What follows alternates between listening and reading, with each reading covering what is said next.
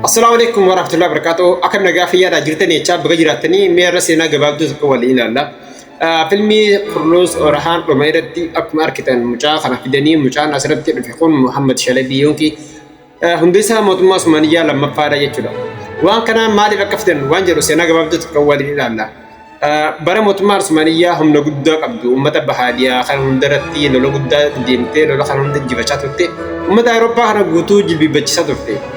برخنا غيسا مدنون حمتو مطماس مانيا مدتي مدنون مطماس مانيا تكاني مدتي يعني يادن هم بيني سام مدتي برخنا مدنون برخنا تيجتشا فيلم سندرتي نمرتي فيلمي محمد شلبي أشرف الدنيا تشولا خنيتشون محمد بزداق نمرتي فيلمي خنا سينا محمد شلبي هجتشو دنداجة تقول ما قالتي خنا مو سينان برخنا مالكتين ميجاب سنة ولين هاي لالو نسرينجرا برخنا تكاد إبا فريفي لما تري بدرسم برخنا تكاد بفر في لما خنا سلطان عثمانية سلطان بايزيد سلطان قد بكما كايروبا بكما توري برخنا خيسا أقسم ملي بوما تنا خيسا سلطان تيمور لانك يمكن أمير تيمور لانك تكوجر تيمور لانك يجون سنين سنين منغوليرا خنتيه يجون أكاس جدي أفواما سنين منغول جدي أفواما أنا سلطان قد إن اللي موتي قد توري إسان كان يدتي ولا بدين همان قدي فهمتي ولا بدي خنا خيسا إني قد إسا لولا أنكرا يرتي قدي فمي يجون لولا أنكرا خنا يرتي Sultan Baji Dibi Sultan Timur Rangi kun warana go guddara serati irmati warani sani warana kan guddati warana ajaiba aka mutmas manja hatelle walarini guyya sani warana gudda ajaiba ture chura warana khana khaysa garu wani sa mudate gantumma ajaibati sa mudate chura oso warana khana isa lola juroniti warona dura Sultan Baji dirkaman ango isa ila galche isan kana ango ifira dirkaman galche bucha jiru Timur Laki waligalte gurani akkasitti diree lola ankara irratti sultaan isaanii dhiisanii duuba gad gala waraan isaanii duuba deeffatan. Ana gantummaa hamtuu jechuudha gantummaa takka akka seenaa asitti illee hin beekaminetu guggeessan isa mudate. Sultaan Baayiziid injifatame sultaan Usmaaniyyaa guddaan kun injifatame booji'amee harka dawwisaa gale. Gaafa sultaan Baayiziid booji'amee harka Timur-Lenk garuu sultaan Baayiziid ilmaan dargaggeessaa afur qaba. Ilmaan afran kun guutuun gaafa inni booji'ee booda isa baasuu dhiisaniiti aangoora wal nyaachuu galan. Inni ko bojameen ji'a torba gaafa taa'u mana hidhaa keessaa ji'a torba ture ji'a torba sanii wanni hedduu mudattee mudannoon hedduu keessa mudattee achirraa ji'a torba san keessa du'ee jechuudha mana hidhaa sanatti. Egaa inni du'ee booda ilmaan isaa inni hangafa Suleeman Shalabii ture itti aansuudhaan tokko Isaa Shalabii ture kunis Muusaa Shalabii ture kun Mahmad Shalabii ture. Shalabii maqaan jedhu kun maqaa mulaqqab yookiin maqaa dabalataa tokkoon beekama akka amma bara amma jiru kana bara Usmaan fa'aa Abbee jedhaniin kana jechuun akkas jedhanii ilmaan kanaan. Kana keessatti yeroo egaa injifannoo injifatame san booda Muusaa ilmi isaanii hangafaa Suleeman Shalabii achirraa baqatee akkuma baqateen Edirnee dhufee jechuudha. Edirnee gaafa dhufu biyya Edirnee keessatti qabatee Balkaan bika jedhamtu kana qabatee biyya kana bulchaa ture. Akkasuma uummata ollaa isaanii uummata Qustantiniyaa Bizantiniyaa kana hundaa gargaarsa akka ta'e biyya kana qabatee aangoo isaa as keessa babal'ifateeti biyya kana bulchaa ture jechuudha. Kana immoo obboleeyyan isaa kan itti aanu Muusaa Shalabii fi Isaa Shalabii Mahmad Shalabii warra hafee jechuudha. Egaa inni Edirnee qabatee Balkaan isaa Edirnee fi Balkaanaa kana qabatee kana booda ammoo ilmaan isaa kan hafe Muusaa Shalabii Isaa Shalabii fi Mahmad Shalabii gidduutti wal-dhabdeen hamaan gaggeeffamte. Mahmad Shalabii fi Isaa Shalabii kun biyya Anaatooliyaa kan qabachuu barbaade. Anaatooliyaa bursaa karra kaasii dawaan naannoo bursaa jiru hunda qabachuu barbaade waraana guddaa fudhatee dhufe. Gaafa inni dhufu obboleessi isaa Muhammad Shalabiin isa dura biyye. Kaayyoon Muhammad Shalabii hunda xiqqaadha isaa hundura. Kaayyoon isaa biyya kana tokkoomsu malee aangoo qabachuu osoo hin taane biyya kana guutuu tokkoomsuudhaa ture jechuudha. Kaayyoon Muhammad Shalabii mucaa isaaniitti mucaa xiqqaadhaa kun.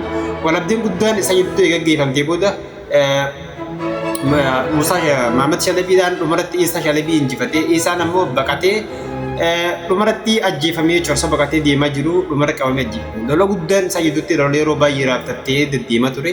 Garuu lola kana dandee rabbiin laafisee fi Isaan Mahmad injifatee jechuudha. Garuu waraanni Mahmad illee xiqqaa ture Isaa waraana guddaa qaba ture. Uummanni Banii Jarmaanii fi uummanni garagaraa illee isa gargaaraa turanii jechuudha. Erga isa kana injifatee booda obboleessi isaa Muusaa Shalabii daajuu waliigaltee godhe Mahmad Shalabii fi Muusaa Shalabii waliigaltee godhan. Waliigaltee godheeti akka inni Muusaan Shalabii kun obboleessi isaanii guddaa Mahmad kanii fi Balkaanis bulchaa jiru jechuudha. Isaan akka loluuf Mahmad kun ergee jechuudha obboleessi Muusaa kana.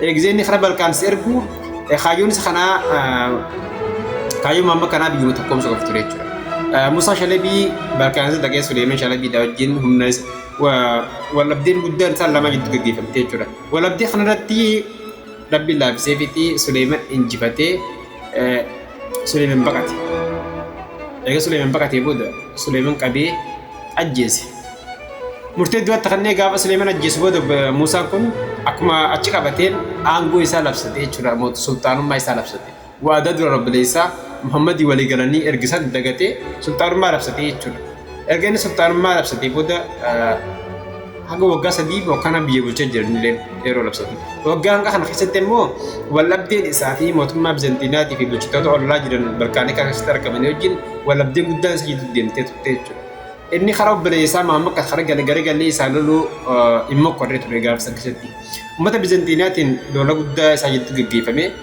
dola kan khisati Konstantina Muhammad al-Fatih ubarati injifaitan laki marse chura Konstantina kana gafa dura bansa oso dola kara kan tati bojemi dura magala kana marse tur wana bansa kharati dis kana tumuru da khayi fatih magala tan laki marse kana khanidu mutmam bizantinia da kaduran mucha magala sani marsu kana wajin wal kabat churan lufani Muhammad Shalabi da wajin wadigati uran aken nilen marsa magala kan rakhase aka gargarsa ni sultan kato isalle gargar da fichura gargarsa gurani Muhammad Shalabi dan gaf Muhammad kun gargarsa isanda argatu demete oblisa de lolu daf demi gaf oblisa kana lolu demi warani oblisa khaisar budda ture chura warani musa da khum warani budda ture Muhammad mo warani saningo ارتحل تيمور لانك بعد أن أكل الأخضر واليابس وترك وراءه البلاد على أسوأ حال من الدمار والخراب والفوضى واستعاد لغزو بلاد الصين لأنه في شتاء عام 1405 ميلادية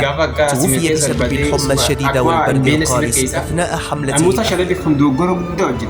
إلا أنه في هذه الأثناء كانت الدولة العثمانية دخلت في حرب أهلية بين أولاد بايزيد تفككت فيها الدولة وضاعت الهيبة والعظمة فكيف سيواجه أولاد بايزيد هذا التفريق؟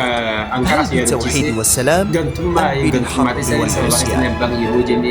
تابعوا معنا.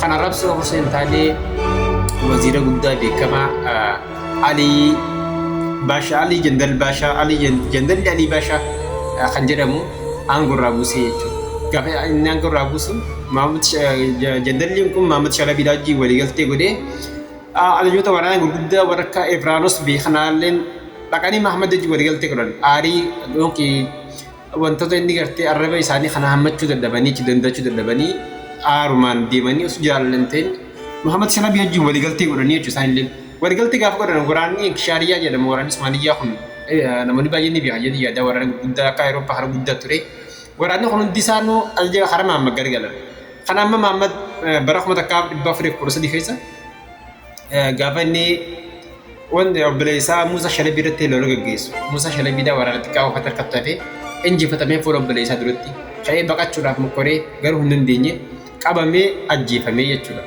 Amma obboleeyyan isaa haadhe isa haadhumaatti inni ajjeefamee jechuudha. Nama afur keessa amma hundi isaanii ajjeefaman sadii Muhammad malee hundi isaanii ajjeefamanii jechuudha. Kana keessatti Muhammad ammoo aangoo isaa deebisee mootummaa Usmaaniyyaa bakka takka deebisee hundi isaa mootummaa Usmaaniyyaa lammaffaa jechuudhaan seenaa keessatti beekamee jechuudha. Midhaan dargaggeessuun. Gaafa kana waan kan hunda godhu umriin isaa waggaa 28 hin caaltu jechuudha. Umriin isaa ijoollummaa turte gaafa abbaan isaa qabamu umriin isaa waggaa 10 qofa turte jechuudha. Daa'ima shooddee ture jechuudha gaafa abbaan isaa booji'amu jechuudha. Kanaaf hundi isaa mootummaa Usmaaniyyaa jechuudha. Seenaa irratti beekamee jechuudha. Akkuma fiilmii Fursa Waraana Dhumaa irratti gaafa fidan kana jechuun ammanta dhumarratti seenaa kana itti fufuu danda'a jechuudha. Seenaan isaa kun itti fufee hojjechuu danda'a jechuudha. Maamud Bazdaagamma seenaa mucaa kana sultaana kana jechuudha.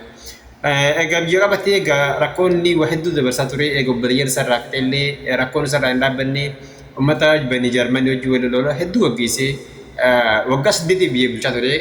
Egaa yaani sultaanummaan isaa beekamtee sultaana dola Somaaliyaa shanaffaa sultaana waliigalaa ta'ee beekamee booda waggaa 5 biyya bulchee jechuudha.